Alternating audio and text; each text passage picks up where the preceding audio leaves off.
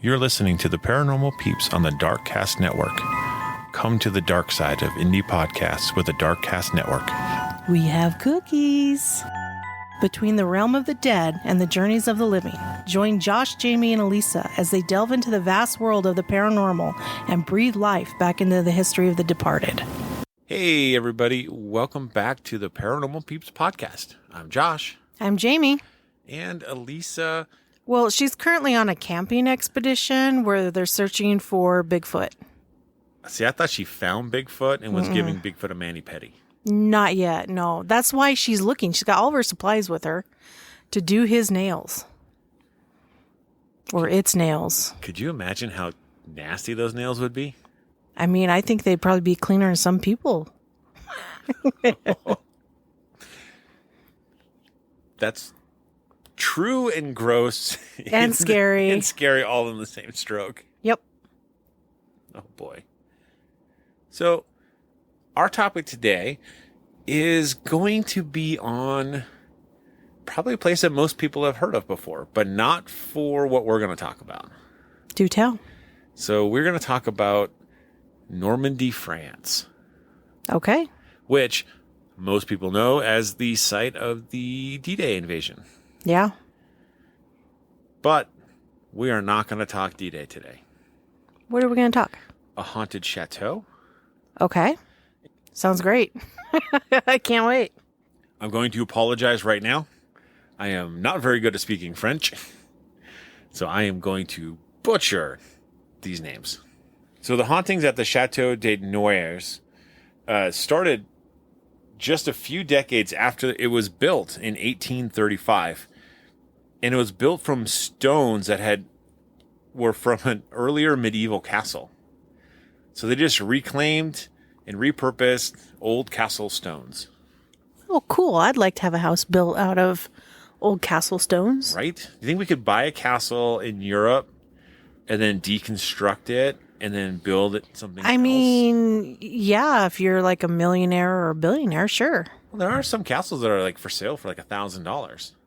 Yeah, but that's just the sell price. They're in ruins. Yeah. But then deconstructing what's left and shipping it and then having it rebuilt here? Probably just might be easier to just rebuild it on the property. Probably. So everything we know about the hauntings are actually from M.J. Maurice, as he describes the events that happened from 1892 and 1893. And he wrote it in a book called The Annals de Science Physiques. So he actually wrote it in a science book of all the hauntings that happened to him. In a science book, huh? Yeah. That's interesting. Well, that's the thing I find fascinating about the European culture versus the American culture. Mm-hmm. They take the paranormal and they actually have college degrees that you can get in paranormal research. Which is pretty cool. But I swore I heard about something like that here in the States, too. Probably much more recent of an offering than it is over in Europe and stuff. Yeah. I mean, I actually looked for it just because I'm weird that way at times. And just because you want to know. Just because I want to know. And the only thing I found was offered from Cambridge University in Great Britain. Oh, okay. Well, maybe not then. But what a prestigious degree from Cambridge. No kidding. And it's an online degree, by the way. Ooh, hey, sign me up. Right. So in October of 1867, the de Manville family inherited the chateau. Here, the sensible and well-to-do M. D. Manville lived with their son, Maurice, and his tutor, Abby Y. Emile the coachman, Auguste the gardener, and Celina the cook, and Emile the maid. It was not always a comfortable existence for the first 3 years. There were odd noises, doors slamming for no reason, inexplicably moved objects were all just kind of bothering them because they would just kind of happen often. After a while, though, you become pretty, I think, desensitized to those things. I think so. Most people. I mean, I think there's the exception of a handful that might just terrify them, the fact that it even happens. Yeah. No matter how much time they spend there. But, we saw that too, though, when we were talking about the Borley Rectory, too. The Bull family, when they were living there, they just got used to it. Yeah.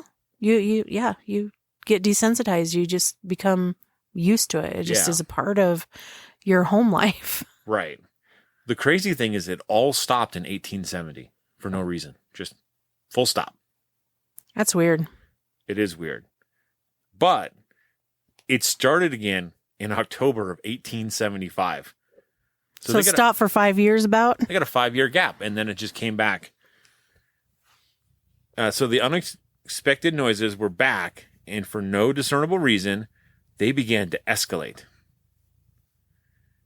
Severely unnerved, M. de Manville began to make a daily record of the disturbances experienced by his family. Their friends, servants, and the clergy he soon brought in to help them with what was clearly a supernatural problem. Right.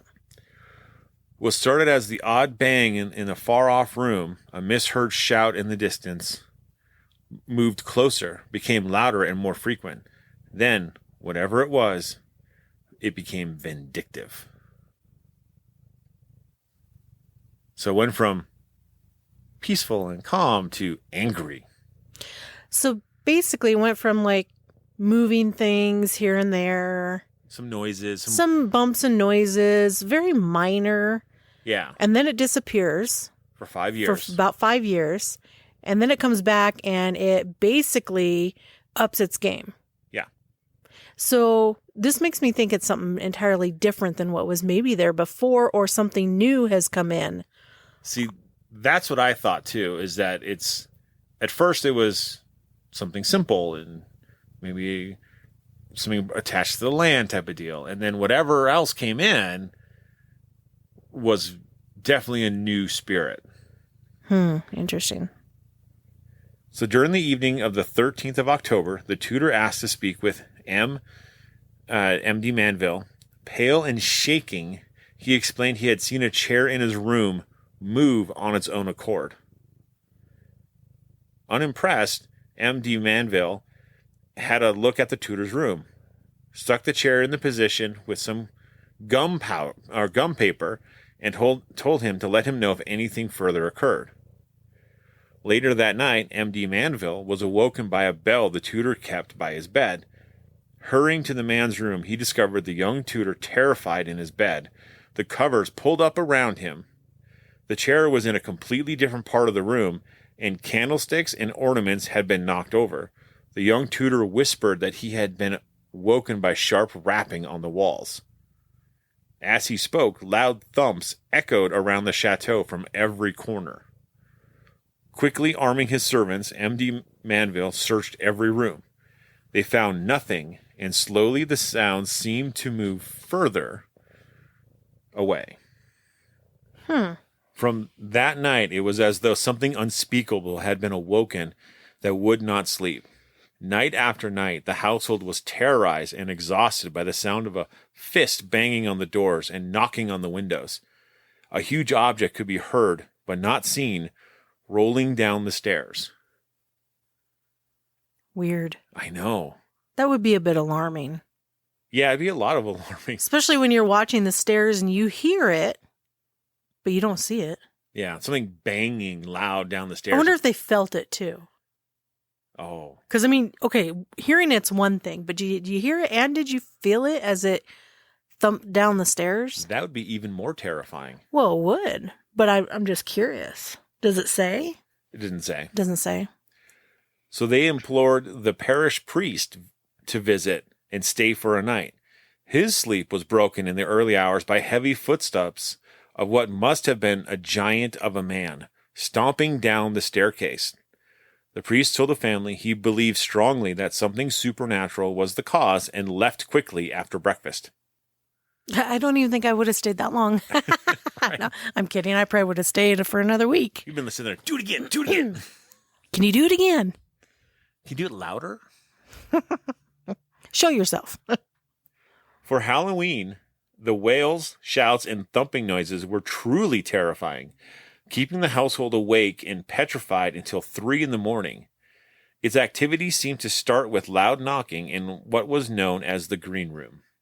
Why do rooms always have color labels? Blue room, green room, red room.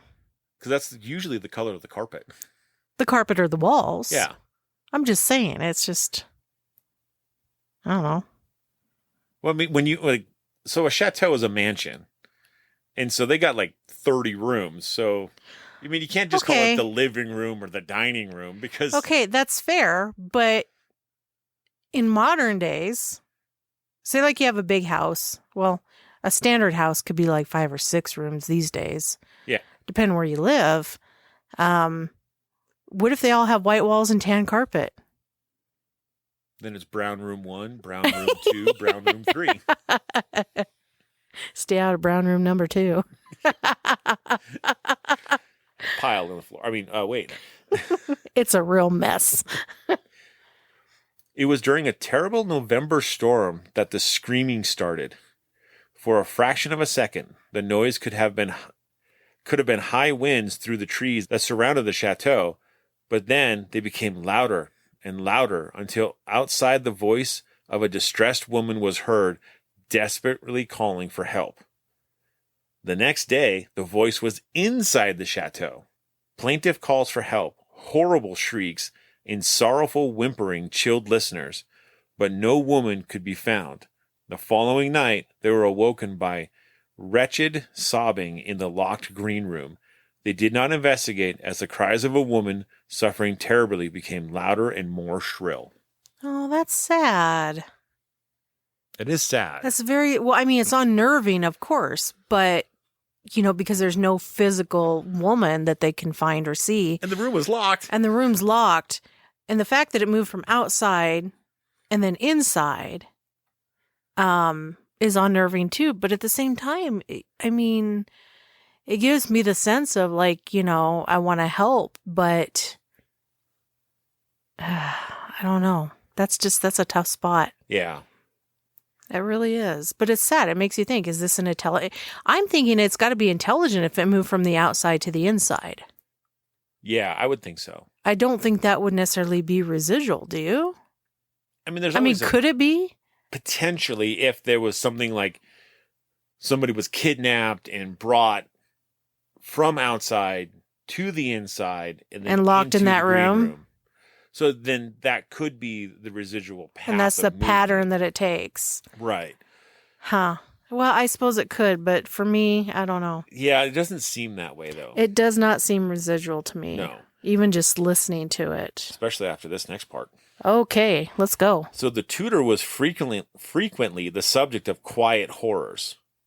In his locked room, objects would be rearranged, shoes laid out in odd patterns, candlesticks balanced on top of each other, a chair found on top of the table, windows nailed shut, blew open. One day he came back to find every book thrown from his shelves to the floor, except the Holy Scriptures. Interesting. Right? So, one of two things. Are we dealing with something that's evil? Because it won't touch the Holy Scriptures? Or are we dealing with something that's not evil, but only has respect for the Holy Scriptures and thinks that all of his other books of like study and subject are blasphemy and threw them all on the floor? That's a good question. It could be either one, right? It could be either one. Yeah. So you got kind of at sixes at that point. Yeah. So on January 17th at 11 p.m., people were woken by what sounded like a body falling in the first floor corridor, followed by a heavy ball that rolls along the corridor to strike loudly on the door of the green room. 20 sharp rapping sounds, then 18 coming from inside the green room. At 11:35, 5 blows on the door of the green room. 15 loud thumping noises going up the stairs to the second floor. 2 gunshots. Footless legs walked 10 paces up the stairs to the second floor as the building seems to shake. At 15 minutes past midnight, 8 strong blows on the first floor landing. 3 on the 2nd. You know, listening to that sequence of bangs and sounds, so I'm taking it that they've obviously counted. Somebody obviously had to count 20 here, 18 there, all 15. Yeah, all the things. It almost sounds, the sequence of it almost sounds like somebody was like going through the house, like murdering people. Right? Well, you got to remember, this is the part that's interesting, right?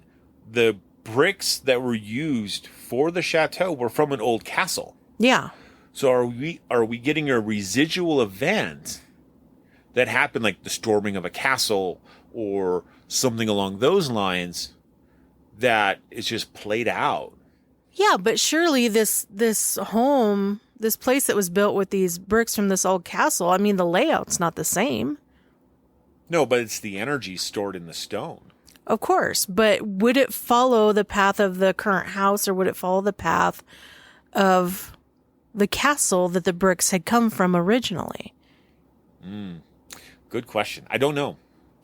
I would assume that it would be the path of the new home, but I don't know. Because, I mean, you hear of these places where it's like, oh, yeah, this old home, it was such and such, and then it was abandoned, and then we bought it, and we renovated it, and then they report seeing things like, well, this apparition just went through this wall, but in the original blueprint of the home, before they remodeled it, there was like a door there. Right. Or we built over the top of this other floor or whatever, and we've seen apparition. It looked like it had no feet, like it was standing lower than what the floor actually is. Well, yeah, because that was the old floor. Right. Yeah, and we've heard those stories before. Right. We've also heard stories of where someone has used a reclaimed door. Yes. And the door had hauntings associated to it, openings and closing and knockings and stuff like that. Yeah. So, I don't know, did they reclaim more than just the stone? Well, I mean, I don't know what else would really be there. Wouldn't they have said that they took more than the stone? I mean, what was left? Probably just stone. Exactly. Probably no wood. Probably not. So. Hard to say. I mean, Yeah. I mean, although it still seems more intelligent than residual.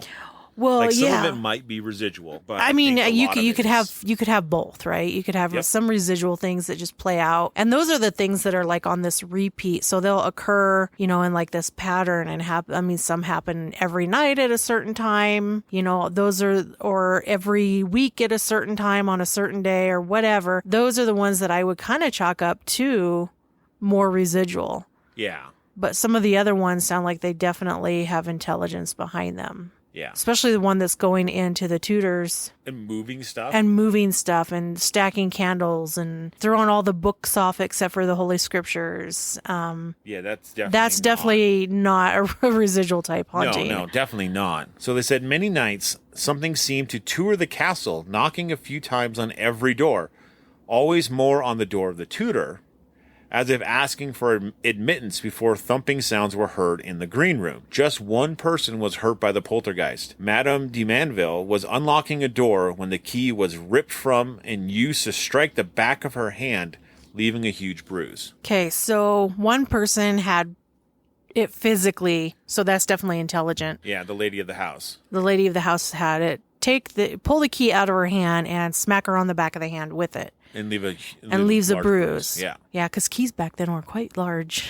They and were. Solid. Yeah. Those skeleton keys were huge. Yeah. Some of them could be. So the priest reported to the bishop, who sent a canon whose enhanced spiritual presence seemed to calm the poltergeist activity for a while. Then, after a few days of peace, it started up again, worse than before. Something unseen forced its way into the rooms of Auguste and Emile, and threw around their belongings and overturned their beds. All the books and papers of Mr. de Manville, his study, were thrown in a heap on the floor. Sinister nighttime screams were joined by the growl of animals and the bellow of a bull. Pulse-like tapping was regularly heard moving along the corridors towards the room of Maurice, the son of the house. It only stopped when something hit his door so hard every window in the chateau shook. It's like a bomb going off. Right? Rattles all the windows. At once. At once, yeah. I mean, that's like Yeah, it's like a bomb going off. Yeah. Because like, you would need a huge force to shake every window in the house. It definitely sounds like this is more of a demonic nature. Yes.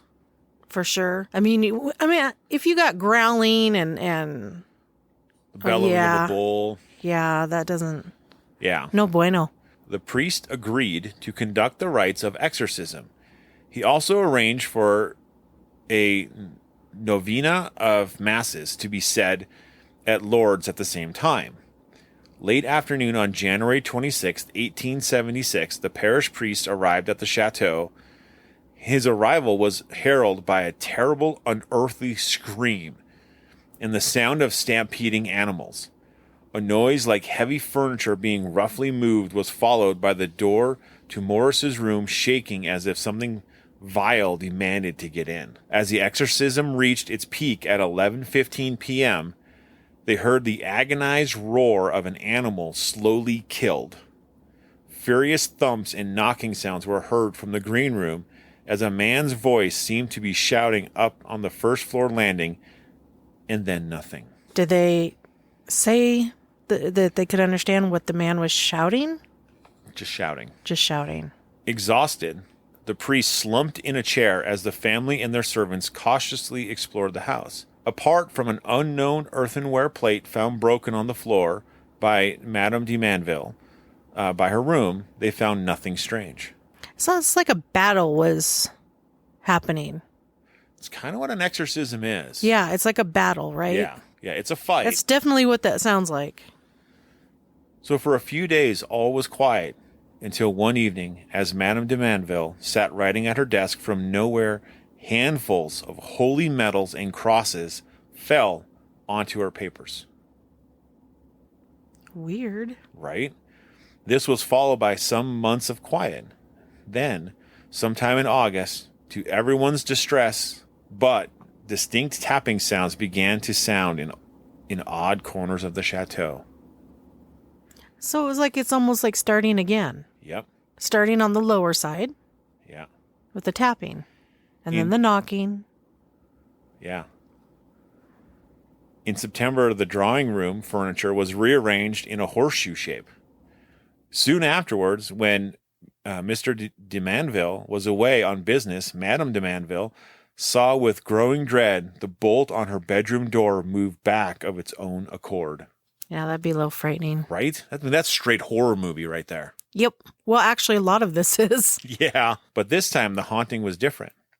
An organ played itself, and the furniture in the room of Maurice's new tutor appeared to move for a family who had experienced the terrors of the previous winter. It was unpleasant rather than frightening.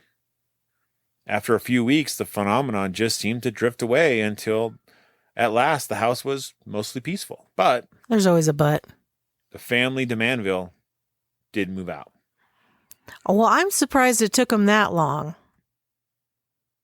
Yeah, that's like 3 years of terror. Yeah. I mean, those weren't just little incidents. No. I'm sorry, but if something like that was going, even in the field that we're in and what we do, if I was experiencing that in my home and nothing we tried could really get rid of it, but only calm it for a little while before it would just start up again, I would move. I wouldn't wait. Yeah. It makes me wonder if it wasn't like, was it truly, could it have been from the bricks from the castle? Or is it something that was attached to one of them? Or the property? I mean, there's so many. Well, and that's the thing. So, like, I think the first and last hauntings, I think those were probably associated to the castle itself, right? Sure. Because those did not seem to be demonic or evil. No, but then you get the animal growls and... Yeah, that middle section where they end up having to do an exorcism. Yeah. That definitely has the realm of a negative haunting or an evil haunting. Yeah. Now, this should sound familiar to you. An unexplained fire in 1984 devastated the building, leaving just a room decorated in green, untouched. I was going to say it's the green room, isn't it? Yep. Yep. So it's still private property to this day. Yeah. But the grounds are open for visitors and occasional town parties. Seriously? Yeah. Wow. So yeah, the home was pretty much gutted except for the green room. Yeah. Well, did they end up tearing down the green room as well? No, it's as is. Oh, they just left it as is? Yeah. Wow. So you can go to Normandy, France. Heck yeah. And go to the Chateau and check it out. That'd be so cool. I mean, Normandy is on one of my bucket list places to visit. Yeah. So, yeah, definitely got to do it. Absolutely. Hey, everybody. I hope you enjoyed the scary stories of the Chateau in Normandy, France. I know that for us, it was kind of terrifying and freaky, but exciting at the same time. Yeah, it was definitely a good one. Yeah. I enjoyed it. So if you guys enjoyed the stories, please like and subscribe. And as always, stay ghosty, my peeps. Are you drawn to the dark? Do you find yourself enticed in the forbidden and ominous?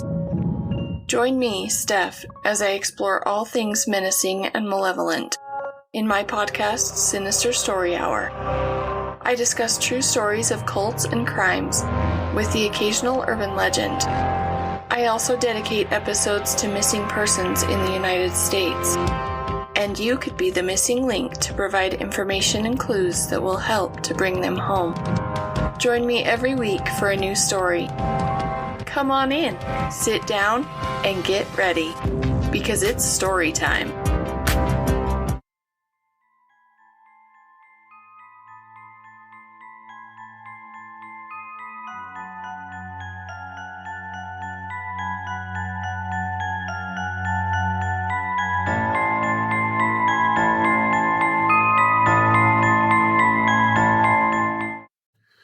Thank you for listening to the Paranormal Peeps podcast. You can find us on social media at Twitter at CPR Paranormal, on Facebook at Paranormal Peeps Podcast and Cold Spot Paranormal Research. And you can find us on Instagram at coldspot_paranormal_research.